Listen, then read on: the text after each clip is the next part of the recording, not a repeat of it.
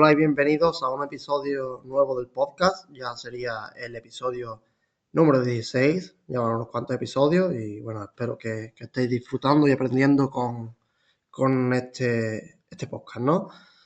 Y bueno, hoy lo que me quería hablar pues es sobre el torque. Ya hice una publicación sobre ello hace unas semanas sobre un estudio que salió hace un mes o mes y medio del grupo de Pallarés. ¿Vale? Este estudio pues sería The Role of Pedaling Intensity During Torque Training in Cyclists, a 3-arm randomized control trial. Y el estudio pues está llevado a cabo por Raúl de Pablos, Pedro Valenzuela, Alejandro Martínez Cava, Lidia Alejo, Carlos Revuelta, Iván Sánchez Redondo, David Barranco y Jesús García Pallarés. Y bueno, ¿por qué traigo hoy aquí este estudio? Pues porque al final el torque es algo que mucha gente usa, pero no saben por qué. Y es que, bueno, hay o había pocos estudios sobre lo que sería el entrenamiento de torque. Y es que, bueno, el entrenamiento de torque no es algo nuevo, ¿vale? Desde que yo empecé en ciclismo, este tipo de entrenamiento tenía otros nombres, se le solía llamar fuerza-resistencia o simplemente fuerza. Y bueno, para aquellos que no lo sepáis, pues consiste en hacer series relativamente largas, de más de 5 minutos, a una cadencia baja, pues normalmente se realiza en torno a 50 revoluciones por minuto. Y para ello, pues lo que se utiliza pues es una subida que te permita aplicar pues un desarrollo bastante alto, ¿no? Normalmente de plato grande y piñones bajos. Y esto pues lo que se supone que consigue pues desarrollar la fuerza. Sin embargo, hay muchos estudios ya sobre este tipo de entrenamiento y no encuentran mejoras en la fuerza, ¿vale? Y tampoco encuentran mejoras en otros marcadores fisiológicos. Y aquí vamos a explicar por qué, a través de ese estudio nuevo que publicó el grupo de Pallarés, y cuál es la alternativa a este tipo de entrenamiento que sí tiene evidencia científica y sirve para mejorar. También iré dando mi opinión sobre lo que es la tradición de este tipo de entrenamiento y por qué se sigue prescribiendo, ¿no? Y bueno, para este estudio lo que hicieron fue coger 46 ciclistas varones bien entrenados durante 10 semanas y los dividieron en 3 grupos. Un grupo lo llamaron High Load Torque. ¿Por qué? Pues porque utilizaban series cortas, pero con un torque muy alto, ¿vale? Serían lo que serían los típicos arrancadas sentados que duran apenas 7 pedaladas, ¿vale?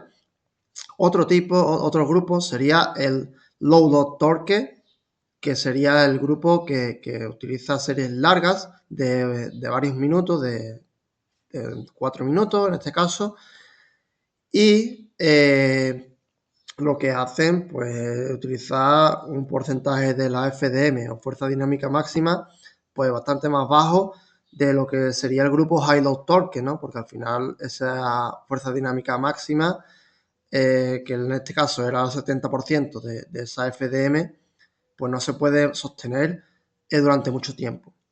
Y como consecuencia, pues estos ciclistas entrenaban a lo que sería el 35% de esa FDM. Es decir, entrenaba a la mitad con respecto a esa fuerza dinámica máxima que el grupo anterior, ¿no? Se igualaron las cargas, para ello, pues al final eran 5 series de 7 pedaladas en el caso de High Load Torque y 5 por 4 minutos en el caso de Low Load Torque. También había un grupo pues que utilizaba el mismo entrenamiento general, pero no hacía este tipo de series, ningún tipo de serie relacionada con torque específico. Y lo que midieron fue distintos marcadores como el Wingate, Maximal Aerobic Power, o lo que se le conocería como la PAM, ¿vale? La potencia asociada al consumo máximo de oxígeno, los umbrales ventilatorios, la eficiencia, el time to exhaustion o tiempo hasta el agotamiento y la morfología de los cuádriceps. Y lo que se encontró fue que el High Load Torque, es decir, aquel grupo que hacía series de 7 pedaladas al 70% de la FDM, pues mejoraba en lo que sería la potencia pico y la potencia media en lo que sería un Wingate. Para aquellos que no lo sepáis, pues un Wingate es un test de 30 segundos donde se empieza a tope, se da un pico de potencia muy alto y se intenta mantener todo lo posible. Y es un test que da bastante información, no solamente sobre la potencia máxima que puedes producir, sino también qué perfil de deportista tienes, ¿no? También mejoraron lo que sería la PAM o máxima aerobic power, es decir, como hemos dicho antes, la potencia asociada al consumo máximo de oxígeno.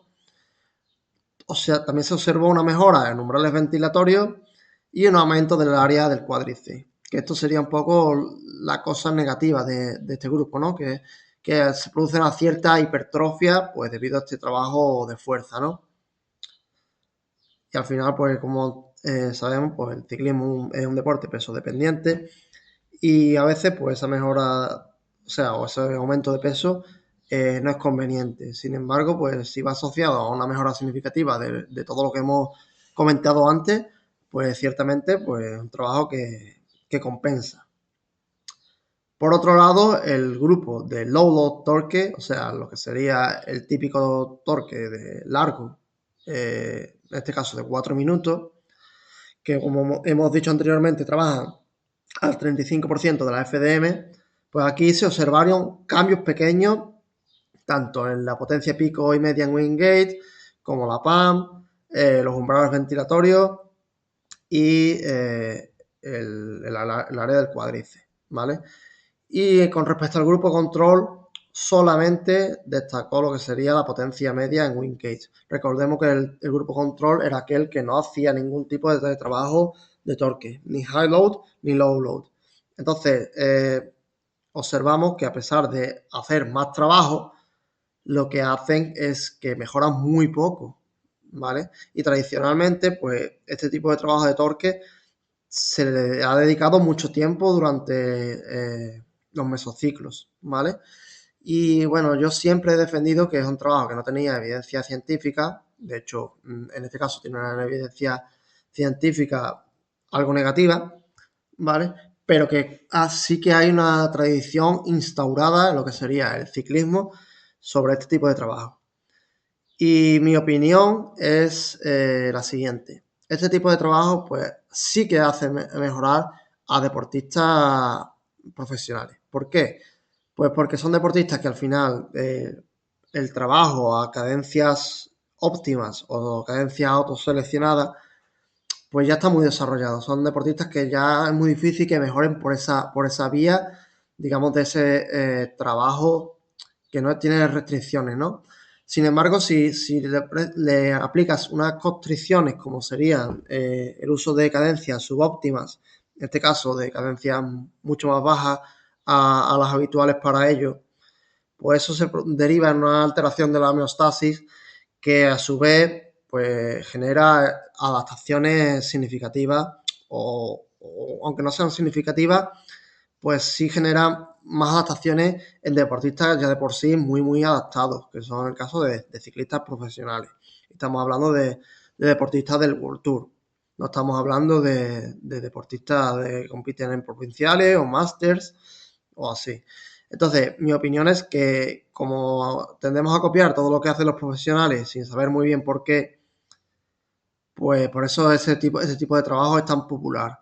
Sin embargo, en deportistas que no son profesionales, otro tipo de trabajo generan mejores adaptaciones sin producir fatiga o si produce esa fatiga, pues que esa fatiga resulte en mejoras, ¿no? Que al final es el objetivo del trabajo, de lo que sería esta periodización del entrenamiento, ¿no? Mejorar. Y es que, bueno, yo creo que al final no podemos quedarnos en lo que hace Pogacar o lo que hace otros profesionales sin tener en cuenta el contexto de los deportistas.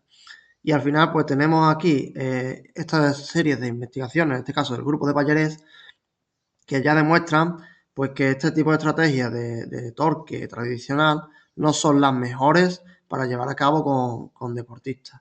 Sin embargo, otro tipo de estrategias como el high low torque, pues sí que serían significativos. Sin embargo, hay que tener en cuenta lo que es el high low torque. High low torque no deja de ser trabajo de fuerza encima de la bici, ¿vale? Y ahora lo que quedaría por debatir es si el trabajo de fuerza en gimnasio es mejor que este tipo de trabajo. Y bueno, en mi opinión, son trabajos complementarios, cada uno tiene su momento. Sin embargo, mi opinión es que el deportista amateur, que es la mayoría de los casos, pues sí que podría beneficiar de trabajo en gimnasio, porque al final trabaja distintas musculaturas que no son las específicas o las que está habituada a trabajar encima de la bici. Y al final, pues eso ayuda a evitar descompensaciones que se producen debido al trabajo exclusivo encima de la bicicleta. Al final, si eres un profesional que está muchos días fuera de casa y no tienes acceso al gimnasio, pues este tipo de trabajo te ayuda a mantener esas adaptaciones de fuerza que se ha generado durante el periodo de base con una herramienta pues que al final todos tienen acceso, que sería la propia bicicleta. Pero bueno, es verdad que en la mayoría de casos los deportistas amateurs pues no viajan constantemente o bueno, no tienen la exigencia de calendario que tiene un profesional. Y al final, pues lo que hay que plantear es si merece la pena quitar una sesión de gimnasio para meter algo así. Yo en mi caso con los deportistas depende mucho del contexto. Depende mucho del contexto. Lo utilizo muchas veces este tipo de trabajo para valorar la fuerza que son capaces de aplicar encima de la bicicleta y qué mejoras también se han obtenido a través del proceso de fuerza en el gimnasio. Porque que levante muchas pesas en el gimnasio no quiere decir que eso después vaya a derivar en mejoras encima de la bici. Hay que saber cómo trabajar la fuerza. Esto también, como ya expliqué en otro episodio del podcast, pues es algo que muchos ciclistas no saben hacer bien. Hay ciertas tendencias que siguen defendiendo trabajar cargas demasiado altas, lo cual deriva en demasiada fatiga, en una hipertrofia innecesaria bueno, y que hacen que el deportista en vez de mejorar a través de ese trabajo en gimnasio, lo que haga es empeorar.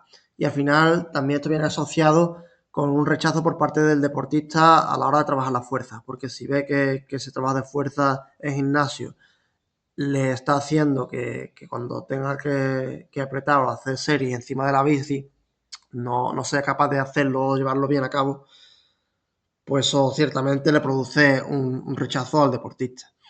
Lo cual, pues, al final entra en un círculo vicioso que hace que el deportista pues, vea el gimnasio como algo negativo, cuando esto no debería ser así. Ya, bueno, Chicharro defendió que uno de los limitantes para muchos profesionales o deportistas en general es que ven el trabajo de fuerza en gimnasio como una sesión perdida. Y no debería ser así, no debería de ser así. Porque cuando, él comentaba que cuando el deportista vea que sustituir una sesión de trabajo en su deporte por una sesión de trabajo de fuerza en gimnasio se siga viendo por parte del deportista como una sesión perdida o algo que influye negativamente en su rendimiento, pues la fuerza seguirá siendo un limitante en el deporte. Yo creo que esto es algo que está cambiando bastante, especialmente pues aquellos deportistas que tienen entrenadores bien cualificados, ¿no? Y es que, bueno, es innegable que la fuerza hoy día pues es uno de los elementos más importantes para trabajar, ¿no? Y eso pues queda bastante evidenciado, por ejemplo, en el máster de alto rendimiento, que vimos un módulo entero, una asignatura completa de lo que sería trabajo de fuerza. Le dedicamos muchísimas sesiones a ello para saber cómo se venía trabajando tradicionalmente, cuáles son las nuevas tendencias que se hacen en fuerza, cómo hay que periodizar la fuerza en los deportistas y cómo trabajar según qué contexto y qué especialidades. Y al final, pues eso abarca una serie de conocimientos que, por desgracia, no todo el mundo tiene o no le da la importancia que verdaderamente requiere. Y una vez más, pues defiendo la necesidad imperiosa por parte de los entrenadores de seguir formándose y por ejemplo, leer estudios. Hay que leer continuamente papers para ver qué tiene evidencia científica y qué no. Y no te puedes quedar con las publicaciones que ves en Instagram, que por desgracia muchas veces es así, que los que tienen más seguidores son los mensajes que más calan, y mientras que hay entrenadores que aunque no tengan tantos seguidores, pues realmente la evidencia científica e informativa pues es mucho más sólida. Así que aquí invito a la reflexión para que, bueno, si queréis seguir utilizando Torque en vuestras sesiones, por lo menos apliquéis la metodología que tiene evidencia científica. Ya, bueno, David Rodríguez, que lo entrevistamos aquí en el podcast hace unos meses, pues está intentando demostrar que lo que sería el low load torque también tiene cierta influencia o mejora en la programación del entrenamiento. Pero hasta ahora los estudios que hay sobre esto, y ya son varios, pues no han demostrado mejoras significativas. O bueno, si las ha habido, algunas mejoras pues han sido mínimas. Y bueno, realmente yo creo que a día de hoy, con la evidencia que tenemos, hay otros tipos de estrategias que, como he dicho, se deberían implementar con los deportistas. Así que nada, este ha sido el podcast de hoy. Espero que os haya resultado este estudio interesante y os invito a leerlo porque al final vais a extraer mucha más información de la que yo he podido dar aquí en el escaso cuarto de hora que dura este podcast. Y si tenéis dudas, pues podéis contactarme. Os invito a compartir este episodio con vuestros contactos y a seguirme en el podcast y a darle me gusta. Porque al final eso es lo que hace que yo siga haciendo más programas de este tipo, que siga compartiendo ciencia y bueno, que sigamos entre todos pues mejorando hacia lo que sería un deporte más científico o con más evidencia y menos consolidado en lo que sería una base de a mí me funcionismo o tradicionalismo, ¿no? Que al final ciertamente no está demasiado relacionado con lo que serían los resultados realmente significativos. Así que nada, este ha sido el episodio del podcast sobre Torque. Espero que os haya gustado y nos vemos en el próximo capítulo.